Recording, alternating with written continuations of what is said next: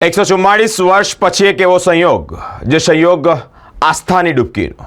લગભગ 34 કરોડ કરતાં વધારે શ્રદ્ધાળુઓએ પ્રયાગરાજના મહાકુંભમાં શ્રદ્ધાની આસ્થાની ડૂબકી લગાવી છે. વડોદરાના સાંસદ ડૉક્ટર હેમાંગ જોશી, યુવા સાંસદ ડૉક્ટર હેમાંગ જોશીના અથાગ પ્રયત્નો બાદ સરકારશ્રીને એક અપીલ, અને તે અપીલ બાદ ફરી એકવાર પ્રયાગરાજ ટ્રેન ઉપડશે. વડોદરાથી પ્રયાગરાજ 22મી ફેબ્રુઆરીએ એક ટ્રેન ઉપડવાની છે. અનેક શ્રદ્ધાળુઓ આ ટ્રેન મારફતે પ્રયાગરાજ જશે.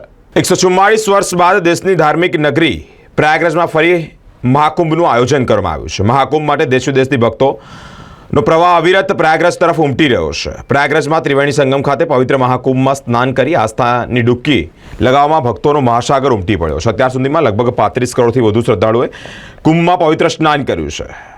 હજી લાખો ભક્તો મહાકુંભમાં પાવન સિદ્ધિ પ્રાપ્ત કરવા માટે ગુજરાત તેમજ વડોદરામાંથી અલગ અલગ જગ્યા પરથી જઈ રહ્યા છે. વડોદરાના સાંસદ ડૉક્ટર હેમાંગ જોશીના પ્રયાસોથી મહાકુંભમાં જવા ઈચ્છતા લોકો માટે સાંસદ ડૉક્ટર હેમાંગ જોશીની રજૂઆતને ધ્યાનમાં લઈ વડોદરા માટે ખાસ બસ અને એક ટ્રેનનું આયોજન કરવામાં આવ્યું. વધુને વધુ ભક્તો મહાકુંભમાં આ ધાર્મિક મેળાવડામાં જઈ શકે તે માટે એક ટ્રેન રેલવે મંત્રાલયને રજૂઆત કરવામાં આવી હતી. ત્યારે તેઓની જે મહેનત છે, એટલે કે ડૉક્ટર હેમાંગ જોશીની મહેનત રંગ લાવી છે. સાંસદની રજૂઆત બાદ વડોદરાને મહાકુંભ માટે વધુ એક ટ્રેન ફાળવવામાં આવી છે. આગામી 22 ફેબ્રુઆરીના રોજ વિશ્વામિત્રી સ્ટેશનથી પ્રયાગરાજ તરફ જવા આ ટ્રેન રવાના થશે. મહાકુંભના આખરી તબક્કામાં મહાશિવરાત્રિના અમૃત સ્નાનનો લાભ મળે તે માટે જ એક ટ્રેનની ફાળવણી કરવામાં આવી છે. વડોદરાવાસીઓ, જે વડોદરાના લોકો છે, તેઓએ ડૉક્ટર સાંસદ હેમાંગ જોશીનો આભાર પણ વ્યક્ત કર્યો છે. જેવી કે આપણે સૌને એ બાબતની જાણ છે કે આવનારી 17 તારીખે વિશ્વામિત્રી સ્ટેશનથી કુંભ માટેની એક સ્પેશિયલ ટ્રેન રેલવે મંત્રાલય દ્વારા વડોદરાને ફાળવવામાં આવી હતી.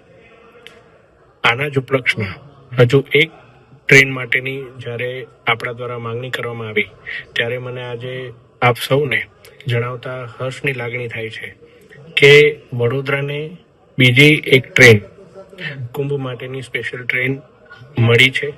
અને આ ટ્રેન વિશ્વામિત્રી સ્ટેશનથી આવનારી 22 તારીખે, જે એવું કહી શકાય કે કુંભનું એક છેલ્લા દિવસોનું જે સ્નાન, જે મહત્વપૂર્ણ સ્નાન હોય છે, એ દિવસોમાં વડોદરાને આ લાભ મળવા જઈ રહ્યો છે. ત્યારે ફરી એક વખત સમગ્ર વડોદરાના તમામ જનતા વતી, સમગ્ર વડોદરાના તમામ ચૂંટાયેલા પ્રતિનિધિઓ વતી માનનીય વડાપ્રધાન શ્રીમાન નરેન્દ્રભાઈ મોદીજી અને માનનીય રેલવે મંત્રી શ્રીમાન અશ્વિની વૈષ્ણવજીનો હું ખૂબ ખૂબ આભાર માનું છું.